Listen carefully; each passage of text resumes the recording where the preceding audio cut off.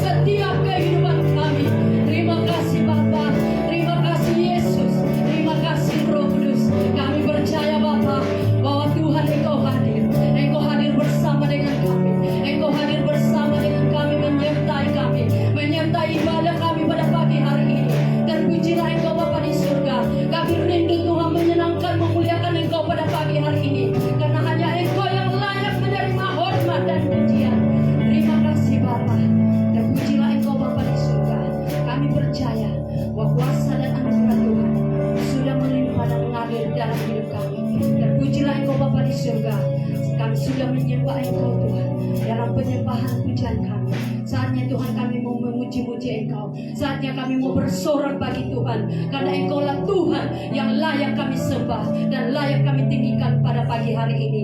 Terima kasih Bapa. Setiap kami yang datang dengan berbeban berat, berbagai masalah persoalan, ketika kami datang Tuhan menyerahkan semuanya kepada Tuhan, kami percaya bahwa beban kami terlepas.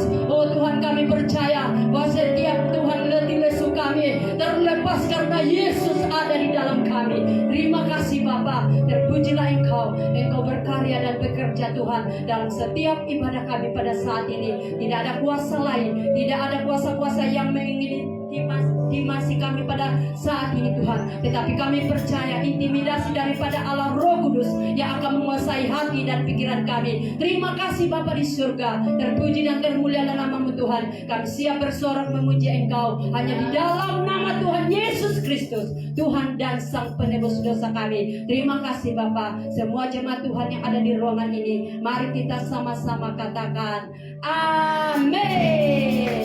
Haleluya. Saudara bersuka cita pagi hari ini, mari katakan haleluya. Kurang haleluya ya, haleluya. Masih semangat? Masih awal lagi, haleluya. Mari sama-sama lakukan haleluya sebanyak 3 kali. 1, 2, 3. Haleluya, haleluya, haleluya. Saudara diberkati dan aku diberkati. Haleluya.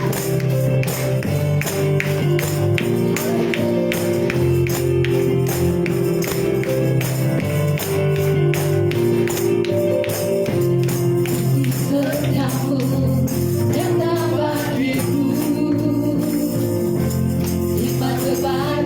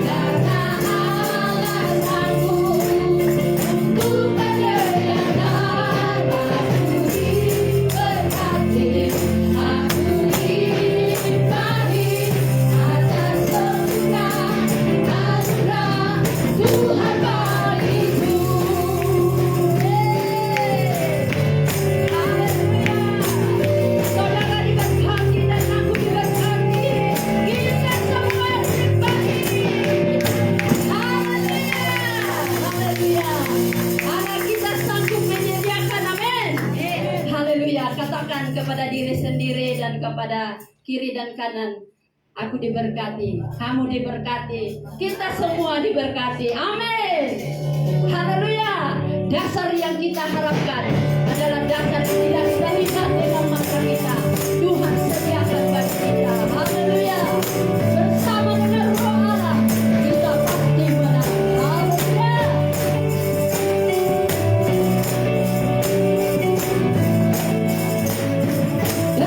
Dari yang kuharapkan,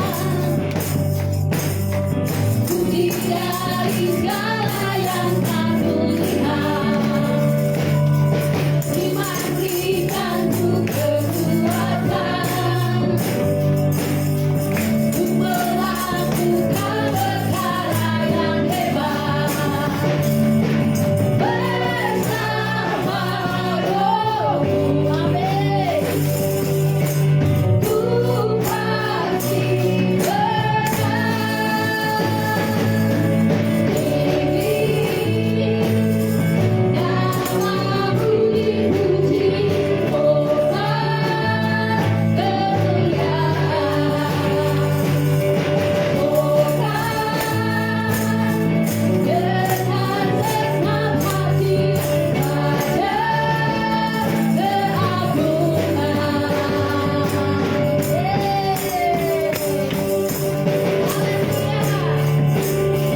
Dia tidak akan membiarkan kita jatuh di dalam pencobaan, tapi Dia akan pencobaan melebihi batas kekuatanku. Amin. Kau yang berikanku kemuliaan, bagi serupa dengan gambaranmu bersama Rohmu.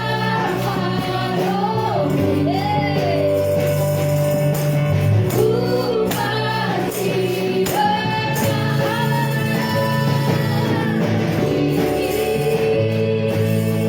namamu dipuji, hormat kemuliaan.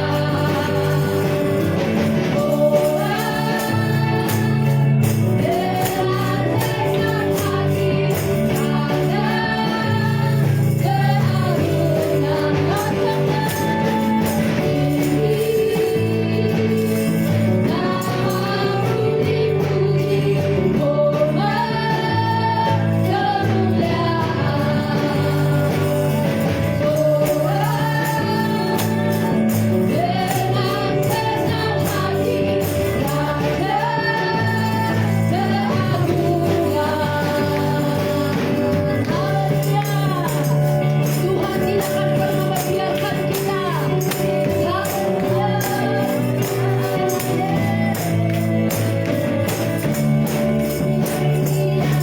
Percobaan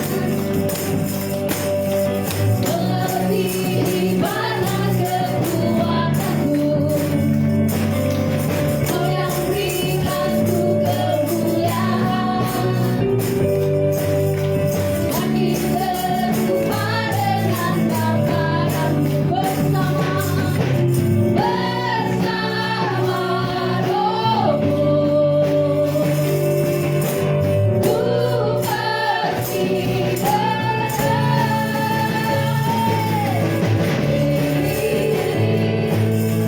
namamu dipuji, hormat kemuliaan.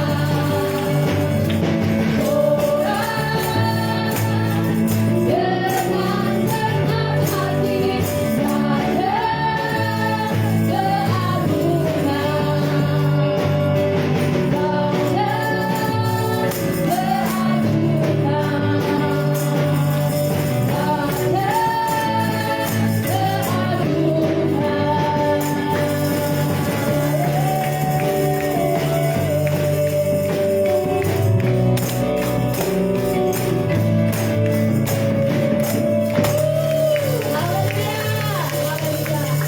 Masih mau memuji Tuhan?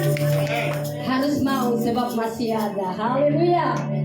Anugerah Tuhan beri kita kemenangan. Haleluya.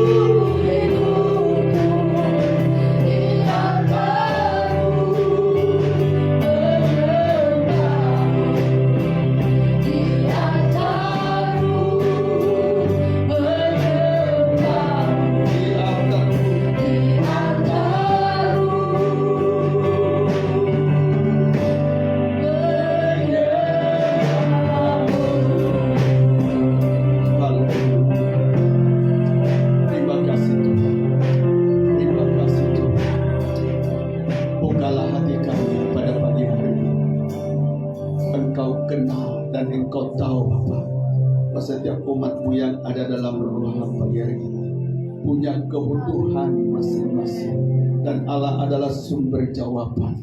Demikian juga Tuhan, setiap umat-Mu yang ada dalam ruangan hari ini punya cabaran pergumulan hidup masing-masing, dan kami percaya Allah yang kami sembah muliakan pagi hari ini adalah sumber pertolongan, adalah sumber jawaban untuk segala masalah umat-Mu. Terima kasih Tuhan Yesus. Terima kasih Tuhan, kuasa penyertaan bersama hamba-Mu berkata-kata dari awal hingga berakhirnya.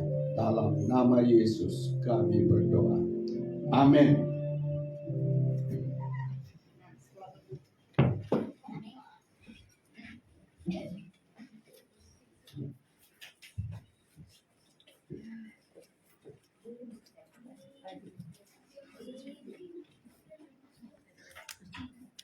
Selamat pagi, selamat bersekutu dalam kasih dan anugerah Tuhan, khusus kepada Mr. Lo, Dong Si Pacai. Oke. Nah, minggu lalu kita sibuk mengunjungi beberapa rumah daripada jemaat di sini, dan lewat perayaan tersebut kita menikmati banyak hal yang baik dari mereka. Oke, puji nama Tuhan Yesus Kristus.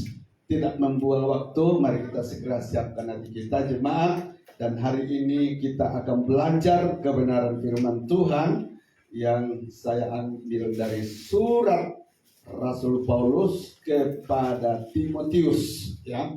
Timotius pasal 2 Timotius pasal 1 ayat yang ke-6 sampai ayat yang ke-5. Oke. Surat 2 Timotius pasal yang pertama ayat 6 sampai ayat yang ke-7. Oke?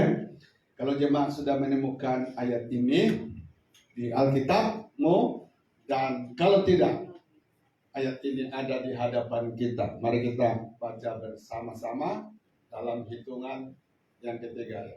2 Timotius pasal 1 ayat 6 sampai ayat yang ke-7 dalam terjemahan baru, ya. Kita akan membaca-baca ayat ini bersama-sama dalam hitungan yang ketiga. 1, 2, 3. Karena itulah kuperingatkan engkau untuk mengobarkan karunia Allah yang ada padamu oleh penumpangan tanganku atasmu. Ayat 7. Sebab Allah memberikan kepada kita bukan roh ketakutan, melainkan roh yang membangkitkan kekuatan, kasih, dan ketertiban. Saya ulang di ayat yang ke-7, jemaat berdiam. Sebab Allah memberi kepada kita bukan roh ketakutan, melainkan roh yang membangkitkan kasih dan ketertiban. Nah, jemaat yang dikasihi Tuhan Yesus Kristus, nyata sekali di sini, ya, bahwa adapun kehadiran Roh Kudus di dalam hidup kita, peranannya, fungsinya adalah supaya saudara dan saya mengalami kekuatan yang melimpah-limpah daripada Tuhan. Ada amin? Kita lihat di dunia hari ini orang berlomba-lomba jadi kuat, saudara. Ya, hari ini Cina dan Amerika Serikat, ya, sedang berlomba-lomba untuk menjadi kuat di dalam ekonomi, menjadi kuat di dalam segala hal. Inilah dua negara yang sedang bersaing hari ini. Dan banyak lagi negara hari ini, saudara yang dikasihi Tuhan, di dalam hal-hal tertentu mereka muncul sebagai orang-orang yang punya kekuatan tertentu. Nah, ini di dunia jasmani, saudara, ya, orang berlomba-lomba menjadi kuat. Tetapi di dalam hal rohani berlaku perkara yang sama, di mana saudara dan saya diminta oleh Tuhan, ya, diperintahkan oleh Tuhan supaya saudara dan saya juga, ya, menjadi orang kuatnya Yesus. Ada amin? Nah, sekali lagi saudara, Allah mau, Tuhan mau supaya saudara dan saya sebagai anak-anak Tuhan ya menjadi orang yang kuat di dalam Dia. Nah, puji nama Tuhan Yesus Kristus.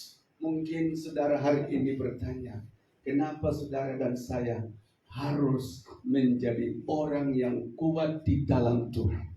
Nah, saudara, dari pertanyaan ini maka saya akan memberi tema firman Tuhan pagi hari ini. Kuat di dalam Tuhan. Amin. Kuat di dalam Tuhan.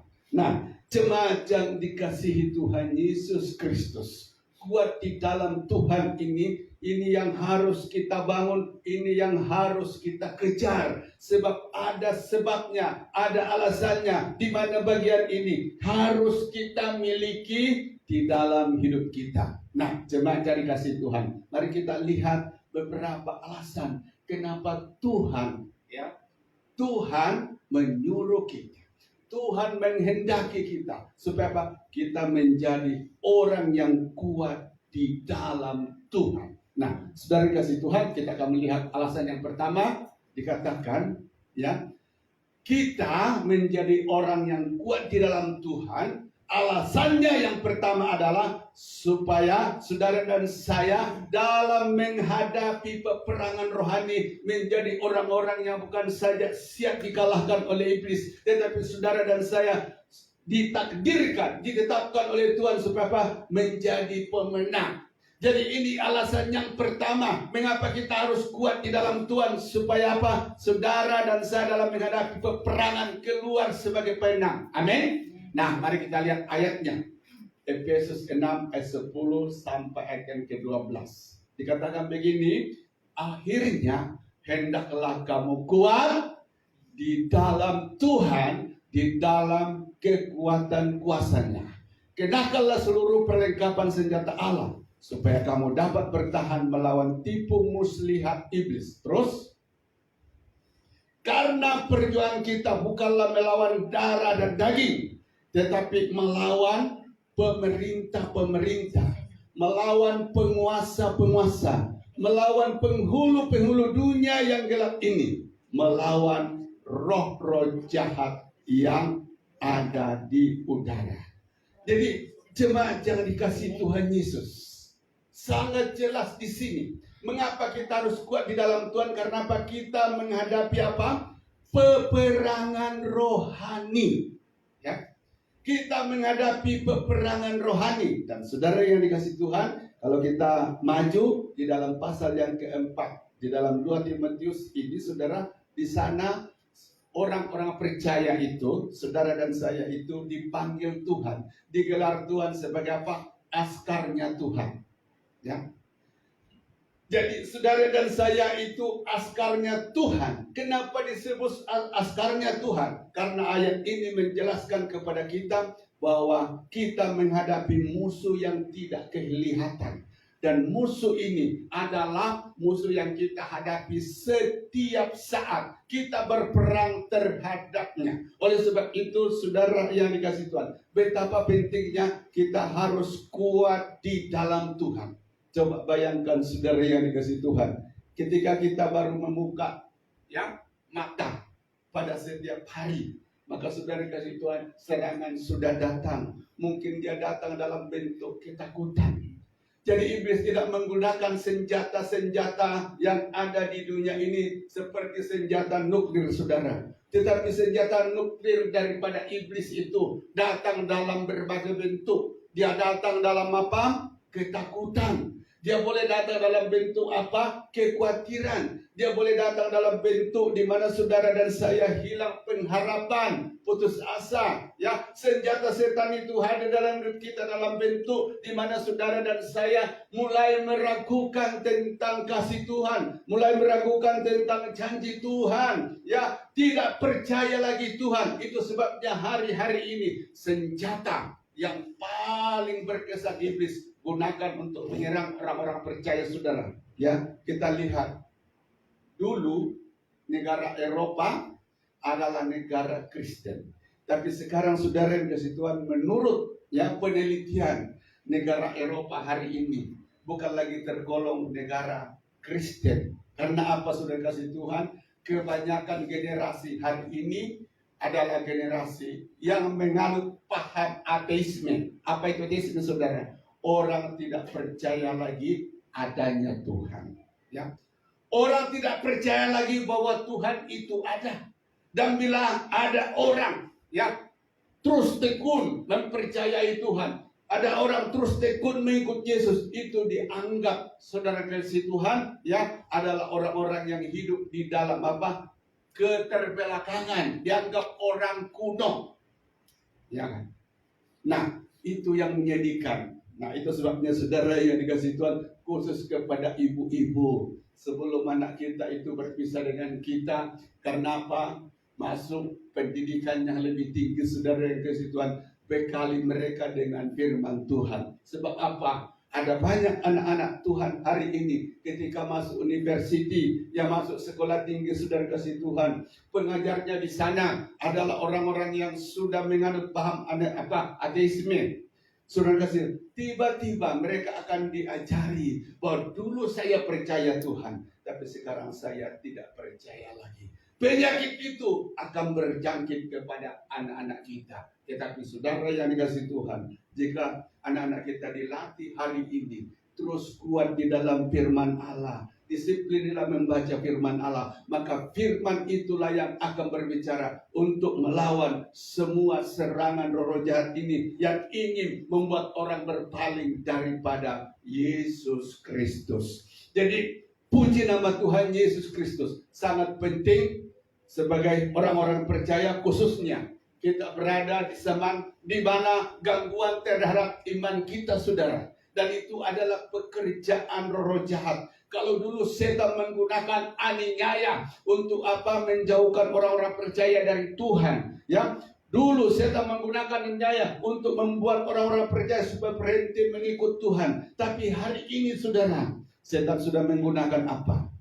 Kenyamanan. Saya berjumpa dengan satu ibu, saudara, dan saya tanya anaknya. Padahal orang ini dari kecil saya sudah kasih tahu, usahakan supaya anakmu itu setia beribadah kepada Tuhan. Sebelum dia berpisah dengan engkau, apa kata mamanya? Oh, itu urusan dialah. Itu urusan dialah. Nanti dia besar pilih sendiri. Ya, agama mana yang dia ikut, itu urusan dia. Saudara kasih Tuhan. Dan apa yang terjadi sekarang, ingat baik-baik. Ini peringatan bagi saya dan kepada ibu-ibu di sini. Ada satu anaknya, saudara, di mana abang-abangnya itu rajin pergi gereja, tapi dia punya adik tidur di rumah. Bila abangnya ajak, mari kita pergi gereja, dia bilang, buat apa itu? Itu kerja bodoh, buang-buang waktu. Bagus, aku tidur. Dia tidak lagi mempercayai bahwa hidup dekat dengan Allah itu sangat penting. Bukankah firman Tuhan berkata dalam Matius 16, saudara kasih Tuhan, ayat 26, dikatakan, apakah gunanya orang memiliki seluruh bumi ini jika jiwanya binasa? Saudara yang dikasih Tuhan Yesus Kristus, senjata yang setan gunakan hari ini untuk orang berpaling daripada Tuhan, ya, untuk orang meninggalkan Tuhan, untuk orang berhenti mengikut Tuhan, saudara kasih Tuhan, adalah kenyamanan. Ya, adalah kenyamanan. Nah, saudara kasih Tuhan, ini kita hati-hati. Ya, dulu setan gunakan naninya, ya, tapi hari ini dia sudah gunakan kenyamanan. Melalui apa, saudara kasih Tuhan? Hiburan. Melalui apa? Game. Melalui TikTok. Setan sangat pandai hari-hari ini. Kalau hari Sabtu orang main TikTok, main apa, game sampai jam 3.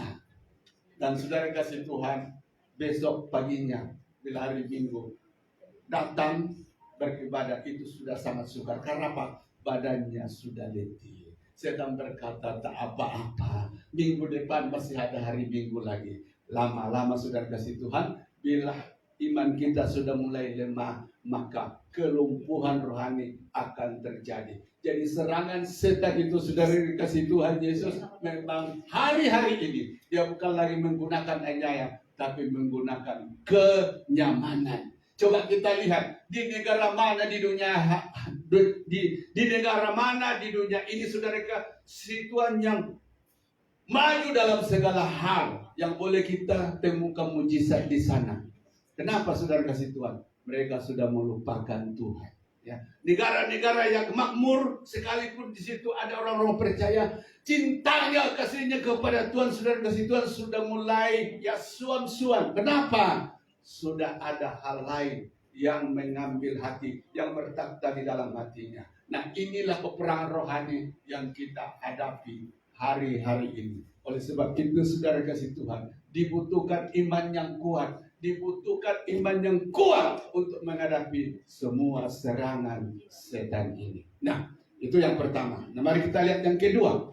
Mengapa kita harus kuat di dalam Tuhan? Ini yang kedua, saudara. Ya, alasan yang kedua, kita harus kuat di dalam Tuhan karena apa? Mengikut Tuhan, ya, saudara dan saya harus berhadapan dengan banyak apa? Cabaran atau pergumulan. Ya kan?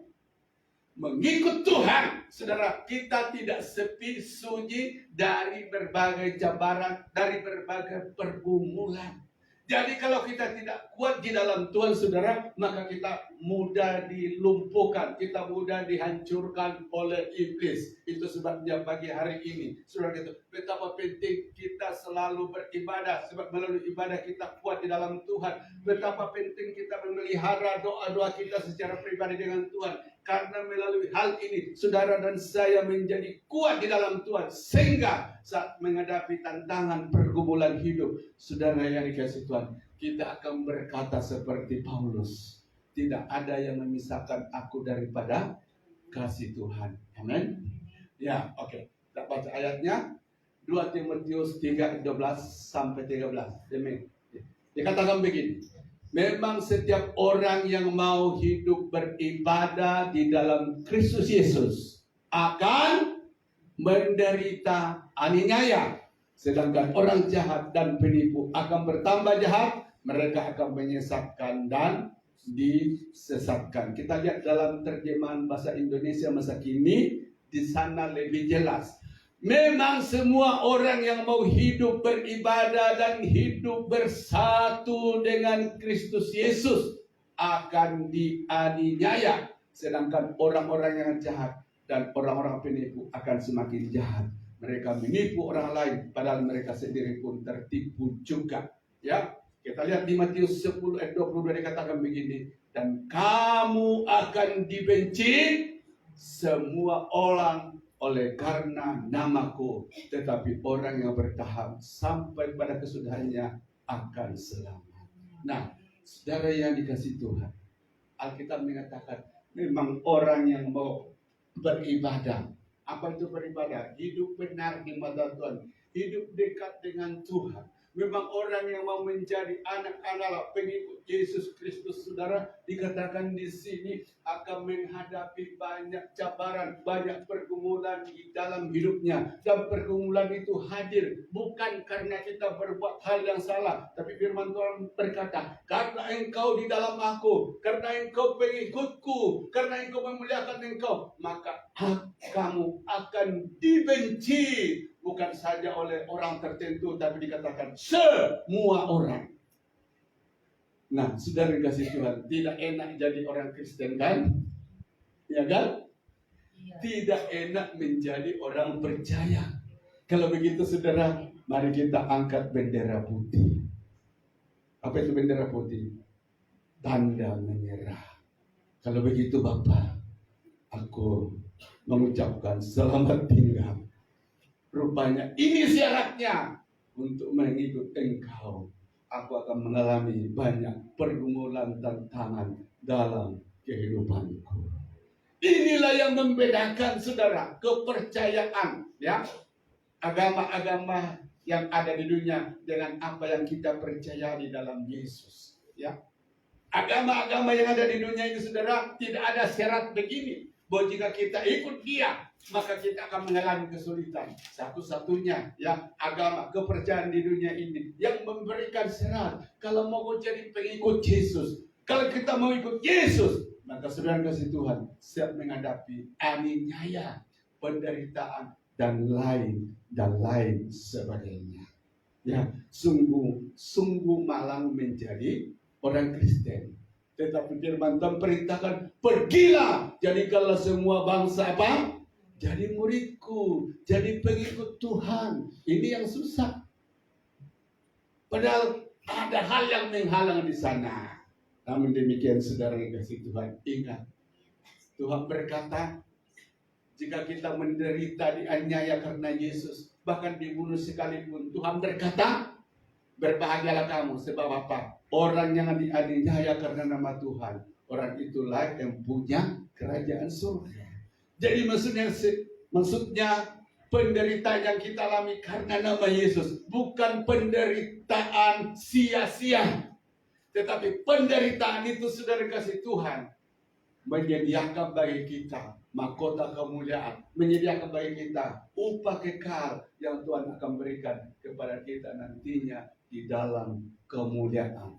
Ya, bila sudah jumpa Yesus dalam kekekalan, ya, pada suatu saat nanti bila dia datang pada kali yang kedua. Nah, puji nama Tuhan Yesus Kristus. Itu sebabnya saudara yang kasih Tuhan, banyak orang saudara kasih Tuhan ketika awalnya terima Yesus, ketika awalnya kenal Yesus, doa-doanya dijawab, kemudian yang enak-enak datang dalam hidupnya, dikira itu akan terus ya berjalan. Tetapi ingat saudara, ingat baik-baik. Ada masanya kita ikut Tuhan itu, Tuhan izinkan dulu yang enak-enak terjadi dalam hidup kita. Berkat-berkat melimpah, doa-doa dijawab oleh Tuhan, kejayaan luar biasa. Tapi kemudian Tuhan katakan, tunggu, proses juga kamu akan alami. Dan ada juga maksudnya saudara, proses didahulukan Tuhan, kemudian di belakangnya apa? Berkat-berkat, kemenangan. Nah, inilah yang sering kita alami dan terjadi dalam hidup kita. Namun demikian saudara kasih Tuhan, berkat dan proses, ya, bila itu datangnya dari Tuhan, saudara kasih Tuhan, itulah yang cara Tuhan yang memberkati kita. Amin. Bukan saja berkat, tetapi saudara, dia izinkan juga krisis-krisis terjadi dalam hidup kita. Dan di dalam krisis ini ada banyak maksud dan rencana Allah yang cukup indah bagi kita. Jadi puji nama Tuhan. Orang-orang Kristen yang kuat di dalam Tuhan, sekalipun pikul salib, sekalipun menderita karena nama Yesus, Tuhan dia tidak akan menyerah. Dia tidak angkat tangan, tetapi saudara kasih Tuhan, seperti di dalam Ibrani pasal 11, ada orang menderita di sana, ada orang digergaji karena imannya kepada Tuhan, tapi orang itu berkata, ya, aku tidak mengharapkan upah yang ada di dunia ini, tapi aku mengedepankan imanku bahwa di dunia akan datang aku akan menerima kemuliaan, aku akan menerima upah yang besar daripada Tuhan. Nah, saudara yang dikasih Tuhan, tidak heran Alkitab mengatakan, jika engkau menderita, jika engkau mengalami kesulitan, aniaya karena namaku, bukan saja kemuliaan akan menjadi bagian saudara, tapi Tuhan berkata, di dalam 1 Petrus dikatakan begini, penderitaan itu juga salah satu kasih karunia Tuhan. Jadi jika saudara dan saya menderita, itu juga kebaikan, itu juga pemberian Tuhan. Namun sering kita ingin mengelak dari hal demikian. Tapi siapa kita saudara? Sebagai pengikut Yesus, Tuhan berkata, kamu adalah domba-dombaku yang harus mengikuti kemana jalannya, kemana arahnya sang gembala kita, yaitu Tuhan Yesus Kristus. Oke. Nah, ini yang ketiga saudara. Mengapa kita harus kuat di dalam Tuhan? Ya, dikatakan supaya saudara dan saya tidak akan terbawa dalam arus dosa akhir zaman ini. Amin. Ya, ini masanya orang-orang percaya harus kuat di dalam Tuhan. Karena saudara kasih Tuhan, harus kejahatan, ya, pada zaman dan ya zaman kita hari ini saudara kasih Tuhan berbeda dengan beberapa tahun yang lalu.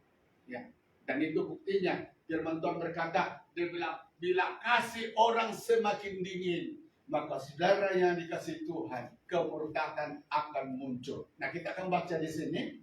Apakah dosa akhir zaman itu yang boleh membawa kita hanyut, saudara? Maksudnya tinggalkan Tuhan, berhenti melayani Tuhan, berhenti berseru kepada Tuhan, berhenti beribadah dan lain sebagainya. 2 Timotius 3 ayat 1 sampai ayat yang kelima dikatakan begini. Ketahuilah bahwa pada hari-hari terakhir akan datang masa yang sukar. Ya, manusia akan mencintai dirinya sendiri. Saudara, cinta akan diri sendiri. Ya, itu pertama. Menjadi hamba uang. Itu yang kedua. Mereka akan membual. 3. Dan menyombongkan diri. 4. Mereka akan menjadi pefitnah. 5. Mereka akan berontak terhadap orang tua. 6. Tidak tahu berterima kasih. 7. Tidak mempedulikan agama. Dalam terjemahan lain, tidak mempedulikan apa? Ibadah. Oke. Tidak tahu mengasihi. Tidak mau berdamai. Suka menjelekkan orang. Tidak dapat mengingatkan diri atau mengawal diri, menguasai diri. Garam. Tidak suka yang baik. Suka mengkhianat. Tidak berpikir panjang. Berlagak tahu. Lebih menuruti hawa nafsu daripada menuruti Allah. Secara lahiriah mereka menjalankan ibadah mereka, tetapi pada hakikatnya mereka memungkiri kekuatannya. Jauhilah mereka itu. Nah, di sini saudara yang kasih Tuhan, di ayat yang pertama dikatakan di sana, ketahuilah pada hari-hari terakhir.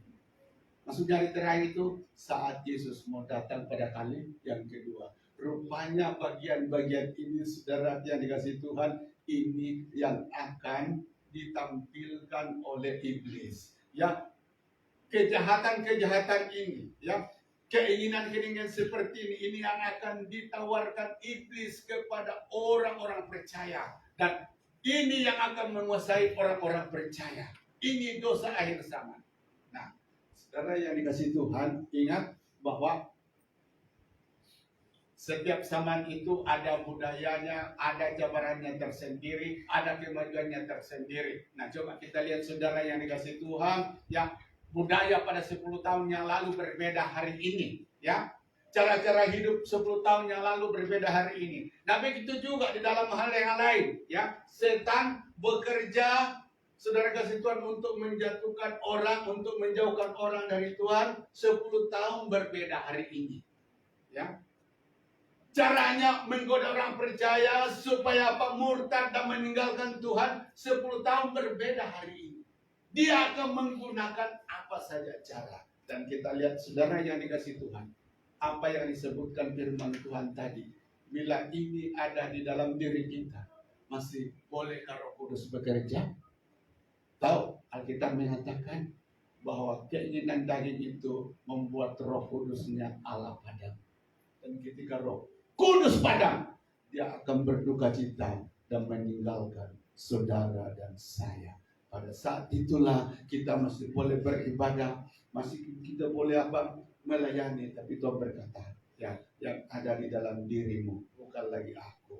Ya, bukan lagi aku, tetapi ada yang lain. Nah, itu sebabnya saudara yang dikasih Tuhan, sangat penting. Alkitab mengatakan, jaga hatimu dari segala yang patut dijaga. Apa artinya? Hati kita biar senantiasa dipenuhi firman. Sehingga apa? Hati kita itu, saudara, tetap ada dalam pimpinan Tuhan. Hati kita tetap konek dengan Tuhan. Hati yang konek dengan Tuhan, tiada pintu bagi roh jahat. Oke. Nah, tidak akan terbawa dosa yang sama. Ini yang keempat, saudara. Apa itu dikatakan? Mengapa kita harus ke dalam Tuhan? Nah, tidak mudah terpengaruh oleh ajaran sesat. Ya. Orang yang kuat di dalam Tuhan, saudara kasih Tuhan, ini sangat penting, ya. Supaya apa? Tidak mudah terpengaruh terhadap ajaran sesat. Nah, kita lihat dalam 2 Timotius 3:14 dikatakan begini. Tetapi hendaklah engkau tetap berpegang pada kebenaran yang telah engkau terima dan engkau yakini dengan selalu mengingat orang-orang yang telah mengajarkannya kepadamu. Saudara, perhatikan hal yang sangat sukar dalam hidup kita, berpegang kepada apa? Kebenaran. Ya kan? Berpegang kepada kebenaran. Nah, mari kita lihat buktinya, saudara. Ya, dulu semua orang Kristen berpegang kepada kebenaran, ya, yaitu bahwa Allah tidak menghendaki pertubuhan sejenis. Ya, bahkan di dalam kitab Roma dikatakan bagian ini membuat Allah menyerahkan kita kepada apa? Pikiran-pikiran terkutuk. Tapi hari ini jemaat yang dikasih Tuhan, kita lihat, saudara, orang tidak lagi berpegang kepada firman. Dan mungkin ini berkali-kali saya sebutkan, mengejutkan saudara, Paus, ya, Fransiskus, ya, di Roma telah mengeluarkan satu perintah bahwa demi kasih, maka orang-orang yang sejenis, lelaki yang mau berkawin dengan lelaki, perempuan yang mau berkawin dengan perempuan, saudara, boleh didoakan sekalipun ada perbedaan sedikit dengan cara mengawinkan orang, ya, yang memang jenis berbeda jenis kelamin. Tapi sudah diizinkan. Nah, tahu saudara kasih Tuhan, ketika Fransiskus mengeluarkan perintah ini, banyak daripada uskup-uskup, ya, yang masih berhati nurani bersih menentang. Ini tidak boleh. Ribuan tahun kita berpegang pada kebenaran bahwa yang boleh diizinkan menikah dalam gereja hanya lelaki dan perempuan. Tapi yang lain sudah dikasih Tuhan, dikatakan ini sudah zaman modern. Ya, ini keadaan yang kita hadapi. Ya, mau berpegang pada firman sangat sulit. Kita harus menyelesaikan, ya, ajaran kita. Kita harus menyelesaikan diri dengan perkembangan zaman. Artinya, saudara, orang tidak lagi berpegang kepada apa? Kebenaran. Dan orang yang akan mengalami pengaruh demikian, saudara, adalah orang yang imannya separuh-separuh. Yang imannya, saudara, kata setengah-setengah, ya, mudah terpengaruh. Saya pernah lihat, saudara kasih Tuhan, perdebatan antara hamba Tuhan yang betul-betul berpegang kepada kebenaran firman Tuhan dengan orang, saudara yang kasih Tuhan, sudah melenceng, sudah keluar daripada kebenaran firman Tuhan. Saudara kasih Tuhan, mereka berdebat selama apa? Tiga kali. Ya, dan waktu lawan pendebatnya ini memperkenalkan diri, dia berkata begini, dulu aku adalah, ya, penganut ajaran Alkitab yang berpegang kepada ajaran Tritunggal, ya. Dulu aku adalah orang yang percaya bahwa Allah, Yesus itu adalah Allah. Tapi sekarang pikiranku sudah berubah. Aku tidak mau pegang lagi itu. Aku sudah melihat bahwa Yesus bukan Allah, tetapi dia adalah ciptaan. Saudara kasih Tuhan. Jadi dari disebut Allah, kemudian disebut ciptaan. Itu sangat mengerikan. Saudara kasih Tuhan. Dan apa yang terjadi? Mereka berdebat selama 3 kali, saudara. Orang ini pada debat yang terakhir, hamba Tuhan ini memperingatkan, kamu bertobat sekarang, karena apa yang kamu pegang adalah ajaran sesat, ya. Apa yang kamu pegang adalah ajaran yang diilhami oleh setan iblis. Tinggalkan itu, bertobat sekarang.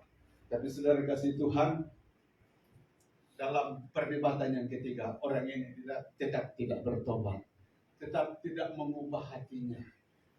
Tetap tidak ada penyesalan di dalam dirinya bahwa aku sudah melenceng, aku sudah tidak berpegang kepada kebenaran. Dia tahu bahwa kebenaran yang dia yakini sekarang itulah kebenaran yang sesungguhnya, sudah tersesat. Dan kenapa demikian saudara? Karena apa? Tidak kuat di dalam Yesus Kristus. Tidak kuat imannya. Itu sebabnya hari ini saudara-saudara, ya, iman yang kuat itu harus saudara dan saya bangun. Karena apa?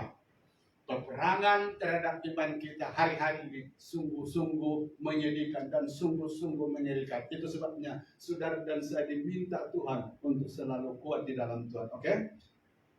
Di dalam 2 Timotius 4 ayat 3 sampai yang keempat dikatakan begini. Karena akan datang waktunya orang tidak dapat lagi menerima ajaran sehat, tetapi mereka akan mengumpulkan guru-guru menurut kehendaknya untuk memuaskan apa? Keinginan telinganya. Mereka akan memalingkan telinganya dari kebenaran dan membukanya bagi dongeng. Sudah mengerikan, ya. Akan datang masanya, ya. Akan datang masanya di mana orang yang tadinya berpegang kepada kebenaran, tapi kemudian mulai, ya, mendengar, mulai memberikan telinganya, artinya kepada ajaran-ajaran yang bersifat dongeng. Tahu dongeng saudara? Ya. Dongeng itu artinya cerita tidak ada dasarnya, tidak ilmiah, ya. Kan saya baru bercerita tadi waktu kami kesini, saudara ibu gembala dikatakan, dia bilang dulu orang-orang tua mereka, ya, dikatakan bahwa dulu itu langit rendah. Betul gak itu Bu Elsa? Ya. Ya. Jadi dulu orang itu kalau siang hari di situlah masa dia tidur, nanti malam harinya baru bekerja. Terbalik kan? Kenapa malam hari bekerja? Dari mana dia dapat terang? Dia bilang ada bulan. Jadi kenapa memilih bulan? Sedangkan siangnya ada terang yang lebih terang, yaitu matahari. Jadi dia bangun cerita ini, saudara. Kemudian ini kan cerita-cerita seperti ini enak didengar oleh telinga, ya, enak didengar oleh telinga. Lalu bila ini sudah membudaya mengikat hidup kita, itu kita akan ceritakan kepada apa anak cucu kita begini. Akhirnya mereka mempercayai dongeng. Ketika kita beritakan firman, dia akan angkat parah bagi saudara. Itu ajaran yang salah. Kenapa? Nenek saya dulu ajarkan begini. Nenek saya dulu ajarkan begini. Nah, saudara kasih tahu. Ini menarik sekali, ya. Ya, bukan menarik. Ini berbahaya sekali. Saudara, orang tidak mau lagi mendengar kebenaran. Tetapi apa? Lebih suka mendengar apa? Dongeng. Dan buktinya saudara, kalau orang membaca novel itu kan dikarang dengan apa? Cerita-cerita yang fantastis, ya, hayalan. Apalagi kalau pengarangnya itu saudara-saudara orang yang pandai berimajinasi, berhayal kemudian ditulis. Wah, sampai orang saudara kasih Tuhan, kalau itu buku novel, depannya begini. Dalam 3 hari selesai dia baca. Tapi ketika membaca Alkitab, baru 1 ayat dia baca, atau 1 pasal saudara mulai setan serang kantornya, terus dia cepat-cepat membaca. Kalaupun dia baca saudara kasih Tuhan, bukan lagi dia baca dengan betul, tetapi baca dia bilang, ya contohnya saudara, dari Paulus, Rasul Kristus Yesus oleh Allah, terus tidak ada hati dalam membaca. Kenapa saudara? Kita tidak mau lagi telinga kita diarahkan kepada kebenaran, tetapi kepada dongeng. Itu sebabnya saudara, banyak hidup orang dituntun, dipimpin oleh dongeng. Betul atau tidak? Saya pernah saudara melihat satu keluarga di mana suaminya tukang sabung ayam. Waktu saya pergi di sana, ada kotoran di situ. Dia bilang, jangan menyapu. Bapak sedang naikin sabung ayam. Kenapa? Kalau apa menyapu? Dia bilang itu tanda-tanda kegagalan. Jadi biarkanlah itu apa? Kotoran bertumpuk di dalam rumah sampai dia gagal. Dan itu memimpin hidupnya. Dikiralah dengan berbuat demikian dia akan melihat masa depan. Waktu dia balik, bukan dia menang saudara. malam mulai pukul istri. Kenapa? Habis duit beribu-ribu, tadi menderita apa? Kekalahan. Ya. Sangat sedih hidup dipimpin oleh dongeng, tapi orang lebih suka. Ketika kebenaran datang, ditolak saudara yang ke situ. Tapi kita bersyukur hari ini, ya, kita bersyukur hari ini, saudara. Betapa kita berada dalam kegelapan dulunya, tapi melalui firman Allah kita boleh mengenal kebenaran dan kebenaran.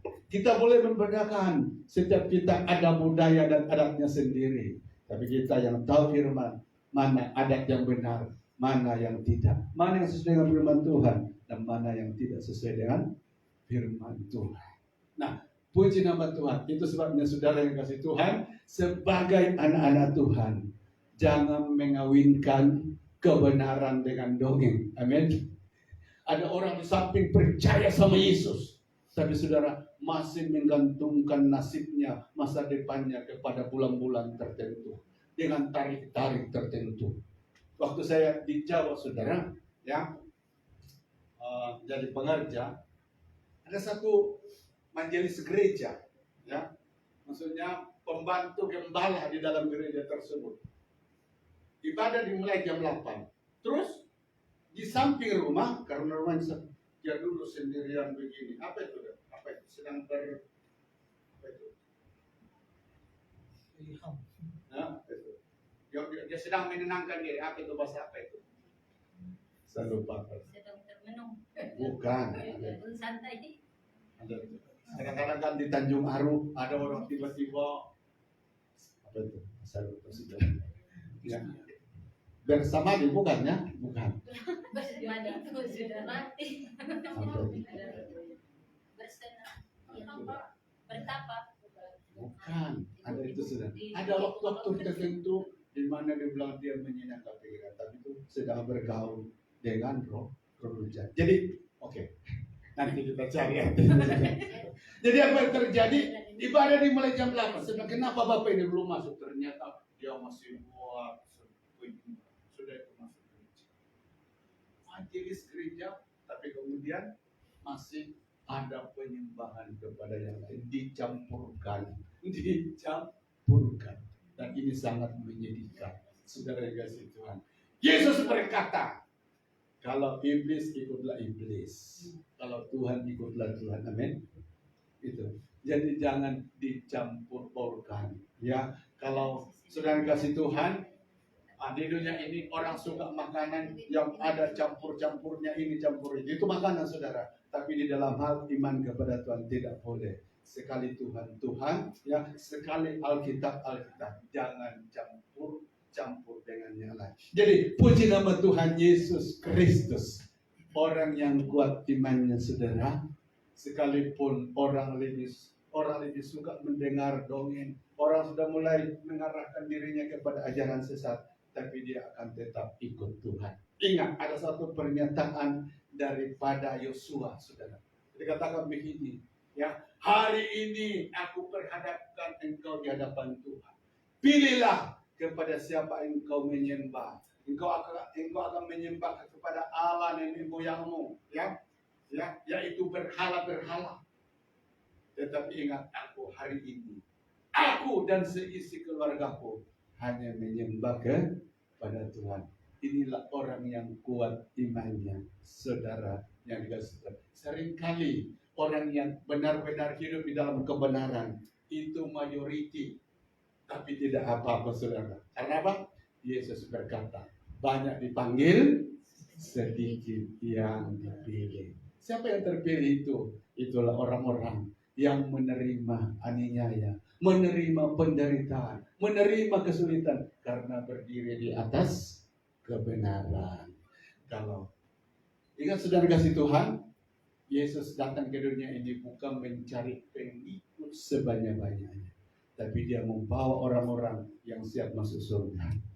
Kalau dia mau cari pengikut banyak-banyaknya, banyak cara Tuhan boleh lakukan.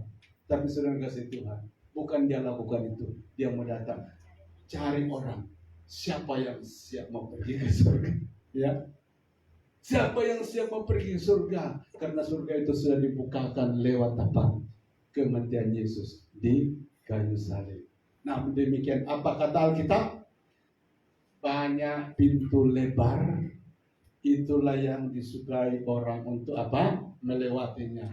Sementara pintu yang sempit itu orang tidak mau melewatinya. Bukan karena sesak masuk saudara, tetapi karena apa? Kita harus melawan keinginan-keinginan daging. Itulah yang membuat kita sempit. Pintu yang lebar itu bebas. Pintu yang sempit itu kebebasan kita dibatasi karena kebebasan kita mau diarahkan kepada Tuhan. Namun Alkitab mengatakan pintu yang lebar itu ujungnya menuju apa? Maut. Pintu yang sempit itu ujungnya menuju kehidupan. Jadi tidak apa-apa saudara kasih Tuhan, sekalipun seluruh dunia membelakangi Yesus, kalau saudara masih tetap berpegang kepada kebenaran, amin, itu indah. Memang sudah Alkitab menyatakan orang tidak menyukai kebenaran, orang akan menyukai kesesatan. Bagi orang-orang yang binasa, tapi bagi orang yang akan diselamatkan, kebenaran itu menjadi kerinduannya di dalam hidupnya. Amin. Mari hari ini sedang kasih Tuhan, bangun iman yang kuat di dalam Tuhan, supaya saudara dan saya yang menjadi anak-anak Allah yang tangguh menghadapi peperangan zaman ini, peperangan dengan roh jahat dan lain sebagainya. Mari kita bangkit berdiri dan kita nyanyikan pujian yang terakhir tadi, pujian penyembahan.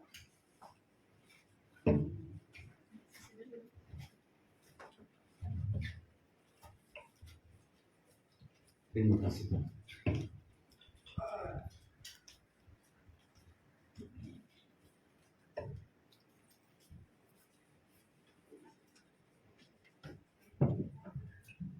Buka hati, oke? Kita nyanyikan pujian ini dengan penuh penyembahan. Saudara yang dikasih Tuhan Yesus, kita sudah berada di bulan Februari tahun 2024. Alkitab mengatakan akan datang masa yang sukar, masa yang sulit. Nah, disinilah saudara dan saya, Alkitab mengatakan dibutuhkan iman yang kuat di hadapan Tuhan. Bagaimana menjadi orang kuat di hadapan Tuhan, saudara? Itulah belajar berpegang kepada kebenaran. Hari ini banyak kebenaran yang datangnya daripada Tuhan dikorbankan demi karena adat budaya kita. Banyak kebenaran dikorbankan demi karena keinginan daging kita. Banyak kebenaran dikorbankan demi karena kita ingin berkompromi dengan hal-hal yang menyenangkan daging, padahal itu membawa kebinasaan selama-lamanya.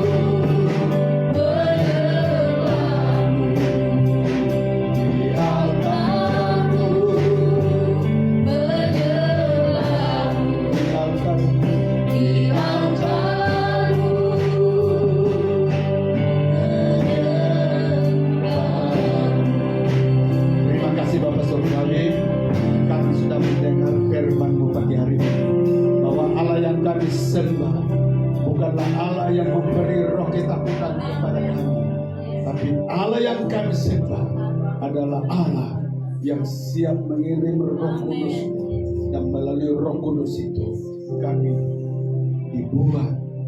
Melalui Roh Kudus itu kami boleh melimpah-limpah kekuatan daripada Tuhan.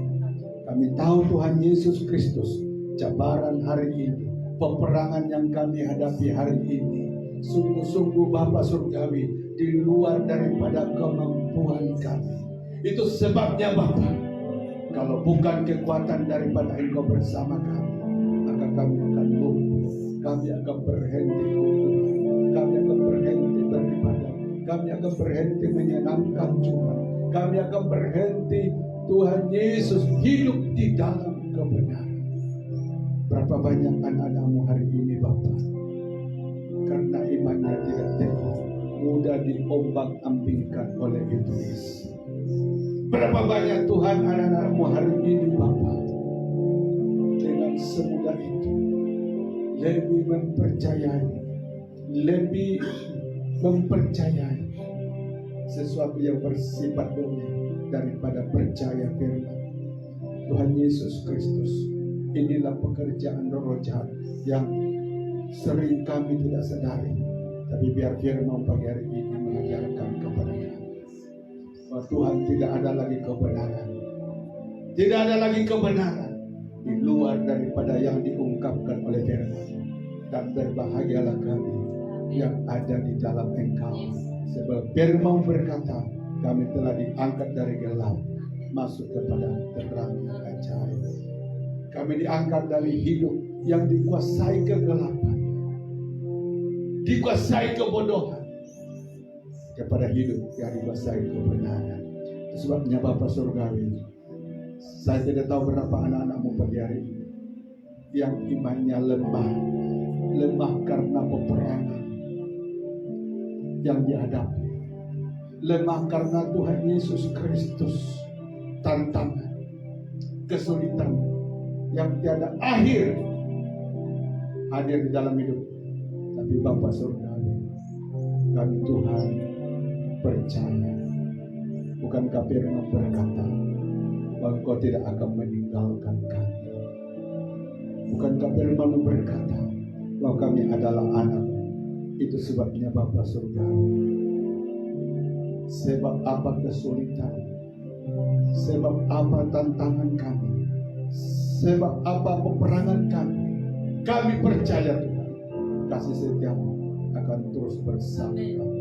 Terima kasih Tuhan. Itu sebabnya Bapa, kuatkan semangat anak-anakmu hari ini.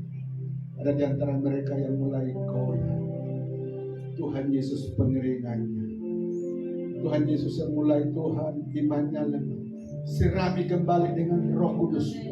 Kobarkan semangat kami, kobarkan kerinduan kami, sehingga Bapa Surga di dalam menjalani hidup ini kami tidak berhenti di tengah jalan Tuhan, tetapi Tuhan Yesus, kami akan seperti Rasul Paulus, kami akan berjuang sampai ke garis akhir.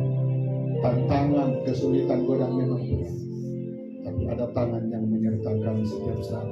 Itulah tangannya Tuhan Yesus Kristus. Terima kasih Tuhan, terima kasih Tuhan.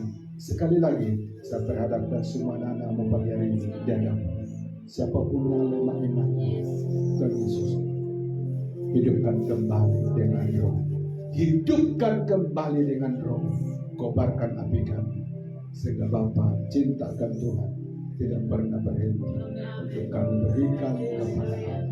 Terima kasih Tuhan Yesus, terima kasih, hormat kemuliaan bagi Tuhan.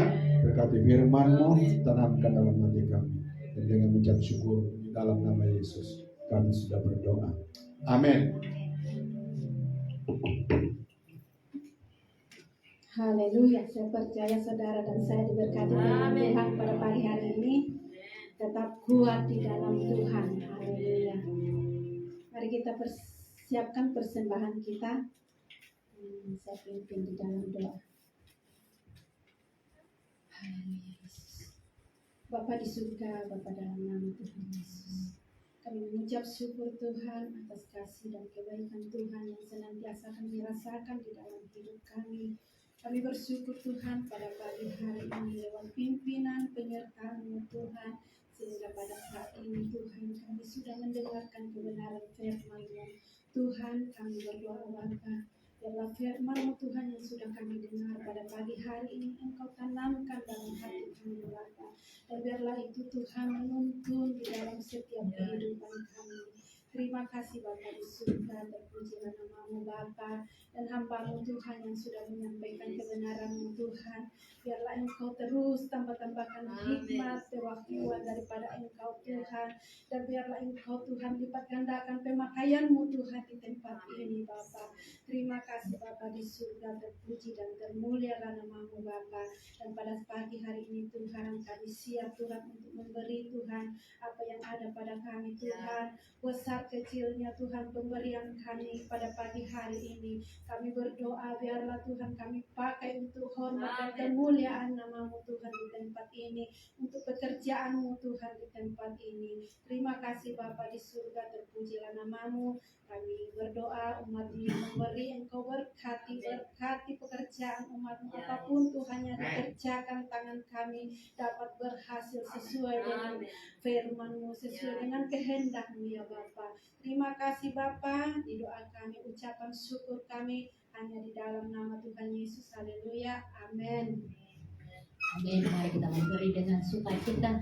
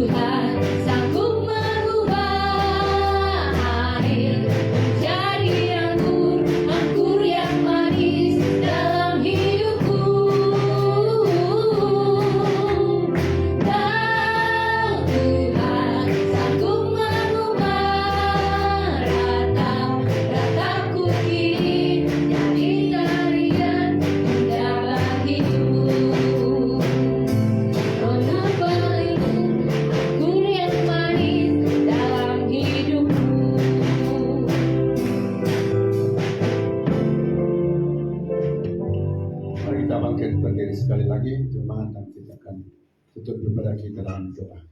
Terima kasih Tuhan Yesus, Engkau telah bersama kami di dalam persekutuan menyembah dan memuliakan Engkau. Dan sebentar Tuhan, umat-Mu akan tinggalkan tempat ini, pulang ke rumah masing-masing, dan akan menjalani sepanjang minggu ini di dalam berbagai kegiatan. Bapa Surgawi, kami sudah menyembah Engkau, kami sudah memberi apa yang Tuhan inginkan dari hidup kami, yaitu penyembahan, dan kami sudah lakukan pagi hari ini. Itu sebabnya Bapa, kiranya janji-Mu menjadi bagian kami. Bukankah firman-Mu berkata, orang beribadah, penyakit akan dijauhkan dari hidupnya, roti airnya akan diberkati Tuhan, umur panjang Tuhan akan tambahkan. Benar Bapa, ini adalah kebenaran, dan sampai bumi kiamat firman-Mu tetap benar dan benar. Terima kasih Tuhan Yesus. Terima kasih Tuhan. Saya berdoa untuk umat-Mu yang tidak sempat hadir pagi hari ini. Tuhan, dimanapun mereka berada, penyertaan-Mu akan bersama mereka. Gembala yang agung yaitu Yesus akan menyertai di seluruh hidup mereka. Terima kasih Tuhan Yesus. Terima kasih. Kami berdoa untuk beberapa umat-Mu yang masih Tuhan mengalami gangguan Tuhan saat ini, gangguan penyakit. Saya berdoa untuk suami daripada Ibu Tuhan Yesus Kristus Rosita, Tuhan yang Tuhan berada di kampung hari ini. Bapa Surgawi, Tuhan, Engkau punya kesetiaan luar biasa. Engkau punya janji bagi kami bahwa Engkau sudah mati di atas kayu salib untuk membayar kesembuhan bagi kami. Maka Bapa Surgawi, suami daripada ibu ini adalah seorang yang percaya kepada Tuhan, dan lewat iman kami pagi hari ini bahwa Bapak ini akan ditolong oleh Tuhan, sehingga Bapak ini juga ada peluang untuk melihat kesembuhan yang sempurna daripada Tuhan. Terima kasih Tuhan. Demikian juga Tuhan Yesus, kami berdoa untuk Tuhan Yesus, Tuhan, adik daripada Ibu Floren. Tuhan saat ini sedang menghadapi satu penyakit yang mana pada pandangan dokter penyakit ini tidak ada obat. Tapi kami percaya bahwa Yesus masih berkuasa, dan kuasanya sama dari dulu dan sampai sekarang. Itu sebabnya di dalam nama Yesus, kiranya ibu ini juga mengejar kesembuhan yang datangnya daripada Tuhan melalui penyakit ini. Oh Tuhan, sekalipun sudah tidak ada dasarnya untuk sembuhkan, tapi di dalam Yesus tidak ada perkara yang mustahil. Terima kasih Tuhan Yesus, terima kasih, dan kami berdoa untuk keluarga Ibu Elin yang belum bersama kami beribadah pagi hari ini, karena Tuhan menjalani operasi selama persalinan. Tuhan Yesus, banyak Engkau sembuhkan sehingga sel-sel daripada Ibu boleh sempurna, boleh dipulihkan Tuhan kembali, sehingga pada masa akan datang kami kembali dipersekutukan oleh Tuhan untuk menyembah dan memuliakan Engkau. Berkati segala keperluan mereka, kebutuhan mereka. Terima kasih Tuhan Yesus, dan secara khusus kami berdoa untuk bangsa dan negara kami, yaitu Indonesia. Sekalipun kami berada di perantauan ini, baru saja mengadakan pilihan raya, maka Bapa Surga, mungkin pilihan kami Tuhan Yesus mengecewakan kami, tetapi kami tahu yang mengangkat pemerintah itu lewat pemilihan ini adalah Tuhan sendiri. Maka Bapa Surgawi, sekalipun itu Tuhan tidak menyenangkan perasaan kami, tapi kami harus tunduk kepada kehendak Tuhan, bahwa apa yang terjadi hari ini itu dalam kehendak Tuhan, seizin Tuhan. Sebabnya kami berdoa Tuhan untuk presiden yang baru terpilih, hikmat, akal budi dapat Tuhan bersama dia, sehingga dalam Tuhan Yesus memimpin bangsa ini tetap berada di dalam anugerah pimpinan Tuhan, sehingga bangsa ini akan dibawa kepada hal-hal yang baik. Demikian juga bangsa dan negara Malaysia di mana kami tinggal. Tuhan berkati raja, berkati para pemerintah semua, kiranya Tuhan Yesus lewat tangan-Mu bangsa ini juga Tuhan tetap berada dalam kestabilan, sehingga Bapa, semua kebaikan-kebaikan yang muncul di bangsa ini kami juga yang akan menikmati. Terima kasih Tuhan Yesus, terima kasih, hormat kemuliaan bagi Tuhan. Hari jemaat jemaat cari kasih Tuhan, mari kita tinggalkan tempat ini dalam pulang ke rumah masing-masing. Karena kasih karunia dari Allah Bapa melalui Yesus Kristus menyertai kita. hari ini sampai Yesus datang pada kalian yang mengucap syukur di dalam nama Yesus. Kami sudah berdoa dan semua jemaat berkata, Amin. Selamat siang, jumpa minggu hadapan. Tuhan Yesus memberkati.